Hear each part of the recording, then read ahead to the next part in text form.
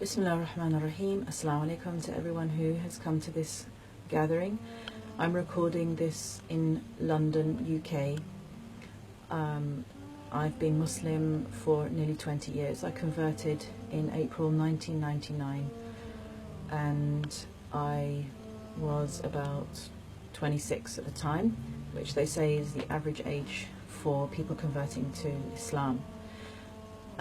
So why I converted: I had been born into a quite secular Protestant family in the south of England of Scots, Irish and English descent, and was growing up in 1980s UK, Margaret Thatcher as the Prime Minister, and generally a drive in the society towards materialism, self-centeredness, selfishness, grabbing money, and it was a very materialistic society. Because of growing up in a secular environment, that meant that Christianity for us was just a kind of culture. We had some values, and we, got together at Christmas, we got together at Easter, and that was about it. And we never really discussed belief. It wasn't a topic of conversation in the family. But for me, I had always felt inherently within myself that I am not of this world, that there are other worlds, there are spiritual worlds, and that we are going to eventually pass out of this world. So we did go to church when I was younger, but stopped when I was about 12 or 13. And after that, I was looking into different religions, but I had not heard of Islam or knew anything about Islam till I was 19. I had been studying in Japan and I visited Malaysia on my way back to the UK, and this was my first experience of a Muslim environment. And I had been in Japan for 3 months, which again, Japan has become very secular. It's lost a lot of its religious traditions. So again, I was in a very materialistic environment. Coming to Malaysia, I felt totally different. And this isn't just a journey of how you feel, it's many things that are happening on many different levels. What I feel overall in the West is that we have lost our roots of what it is to be a human being. We've lost a way of seeing, we've lost a way of being. The society has become very atomized. There are very high levels of divorce and family breakup, and there are no wisdom teachings. If you go to school, you go to school in order to learn a few subjects and to train in order to get a job. Next thing you know, you're having to go into a very systematized workforce. And actually, although there is meant to be freedom in the West, there is in fact a very specific culture that you have to fit into in order to be accepted. And a big part of that culture is drinking. And that is supposed to be the act of, kind of rebellion, freedom. And I never liked drinking. I wasn't interested in drinking. I never, I might have tasted it a couple of times when I was younger, and I didn't like the taste of it. My mother didn't drink for health reasons, so I grew up in a non-drinking family. I was surrounded by people who were interested in spirituality, but again, the type of spirituality that was being explored back in the 90s was sort of bits here and there, a bit of Buddhism here, a bit of Hinduism there, some crystals and some incense and that kind of thing, and it just wasn't substantial enough for me. It didn't penetrate our being and our way of life. I was very impressed with Islam. I did make some Muslim friends in my early 20s, particularly one young woman who was about a year and a half older than me, We became very close, and what I liked about Islam was that it wasn't fashionable, it wasn't hip, it was orthodox, it was plain and simple and clean, and it taught me things that I had not been taught in my society, because my society has lost those values. Particularly, you know, in the name of women being liberated, you're basically just chucked out there and you get on with it and you fight, you know, alongside everybody else for your survival. Whereas in Islam, women are actually protected. And I know that that might make people feel a little bit wary, because in the Victorian era, women were stifled and restricted in the name of being protected. But Islam is not like Victorian England. Women are valued for being scholars, they are valued for their spiritual merits, they are valued for holding family networks together, they are valued for their charitable work, they're valued for modesty. As you may have heard, women are not assessed, or shouldn't be assessed, according to their looks. Again, in the name of being free in Western society, women are psychologically manipulated into exploiting themselves and cheapening themselves, and are holding themselves out there in order to be scrutinized. The most private part of your being, your body, the private parts of your body, are being put out there for anybody to assess and scrutinize and judge. And I'm hearing that it's even worse now for generations coming up after me. I felt it coming on in the 1980s, 1990s. And I hear it's just got worse in terms of the psychological and mental pressure that is put upon girls. Another thing in Western society is that the position of the father has been totally denigrated, not considered of any value, of any importance, and now 1 in 3 children are growing up in fatherless families, and it's considered to be no big deal, whereas it is a big deal. We have young people who are deeply psychologically damaged from parental breakup, from the loss of contact with the father. They don't even know what a father is. This is affecting how boys, what they think about masculinity, and it's creating a mess. It's creating an absolute mess, and we're wondering why our youth are, suffering from depression and confusion. Islam is a sanctuary. It's a sanctuary. It is a place of sanity. It is a place of sacred brotherhood, sacred sisterhood, mutual respect.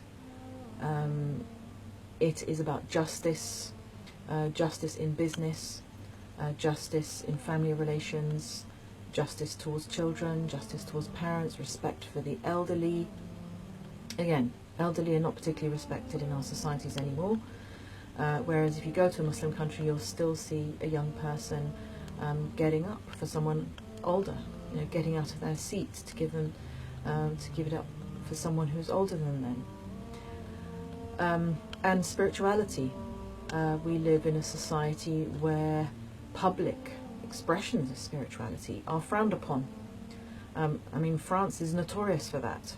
You're not allowed to express the spiritual component of your being. You have to suppress it in the name of a peaceful society. You have to basically cut out and deny a fundamental component to what you are as a human being in order to have a functioning society. And it's no coincidence that, again, French society is well known for depression, anxiety, neurosis. For me, we are fundamentally spiritual beings, and this should be at the heart of our society, not economics, not fashion, not entertainment, not just your day-to-day living, but actually the heart of the human being, the spiritual component of the human being, the soul of the human being, should be the foundation of everything. And that foundation, the soul within ourselves, connects to that which is beyond the material world, to the spiritual levels of existence that ultimately culminate in the transcendent entity that is beyond all description, which is God, Allah, the deity, as that's a translation of. So what I found with Islam is that whereas before I had been thinking from time to time about spirituality, and it had been kind of on the periphery of my life, or kind of in various different corners of my life, Islam puts the spiritual component, the divine, at the very center of your life, and then everything else radiates out from that. Or we could say, it's like a pyramidal construction with Allah at the top, the deity at the top, and everything else comes in a hierarchy beneath that. And it makes sense. Allah is the ultimate reality. All other realities are lesser realities, and we are going to go back to return to that reality. Regarding life after death, which is a fundamental belief in Islam, there are so many anecdotes, so many accounts of how people have had encounters with those who have passed over into the next world, over to the other side. So many, even from people who don't believe, even from people who are atheists, they have encountered people who have passed over to the other side. And I've heard this from people from all different backgrounds, including atheists. There is some kind of existence beyond this life. I've heard disembodied conversations talking in my ear about particular situations or particular people, and I have made investigations, and I have found out that these conversations that I heard related to specific events. We are interacting on a spiritual level all the time, sometimes without even knowing it. So overall, the worldview of Islam fitted with how I felt anyway. I've always struggled with the secular culture. I continue to struggle with it because, for me, it doesn't make sense. Obviously, those who don't believe in God will say that religion doesn't make sense and that the concept of God is illogical.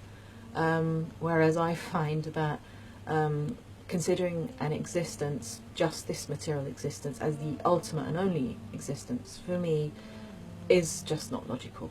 And to have to live according to that belief just seems absurd to me. I can't live an absurd life. We were given this life, it's a precious gift, and we have to do what we can with it, with the best, while we're here. I just want to say that it's given me peace. I have no regrets.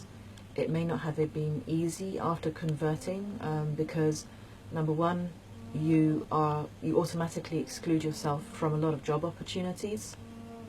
If you're wearing a scarf or if you're a convert, that's a lot of job opportunities automatically denied you. And of course, friends, they may be concerned, or they feel that you're not who you are anymore, and they drop you. Same with certain family members. They all distance themselves from you, and you have to weigh up your priorities. If people are going to drop you, distance themselves from you, alienate you, because of the fact that you can't abide by the fake culture in which you've been brought up. If they're going to drop you because of that, then, unfortunately, they're not really worth it as people to know. Very sadly. And so you continue on with your journey and a path opens up. Allah gives you a family, a spiritual family. And there's so much in the world that needs to be done. So many people out there without families themselves, so many orphans. And a path has been opened up for me. I'm very grateful. I have thankfully been teaching, lecturing, presenting. I've been so busy since I converted. And there's so much that needs to be done. Justice needs to be fought for, campaigned for, because there's so much injustice in the world. Ultimately, also, we need to work together, everyone, on different spiritual paths. When I did come into Islam, interestingly, a whole other world opened up, which was the world of people who have their own path, who have their own religion as well. And there have been beautiful opportunities for some good conversations, even with an uncle of mine who I'm grateful to God for having given me the opportunity of having a meaningful conversation with a great uncle who I'd never really met as a child, and met him at a funeral and had a conversation with him, found out he was a Christian, practicing Christian, and we had a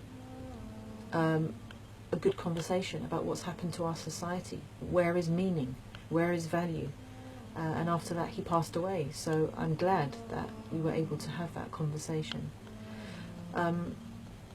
So this is it. I'm continuing with my work. I'm continuing with my lectures, my research, my writing, my publishing, trying to help the next generations up, because I know what a struggle it is as a young person trying to make it in this world. And we all just do our best. So thank you for listening, and inshallah, hope to see you again. Assalamu alaikum. Peace be upon you.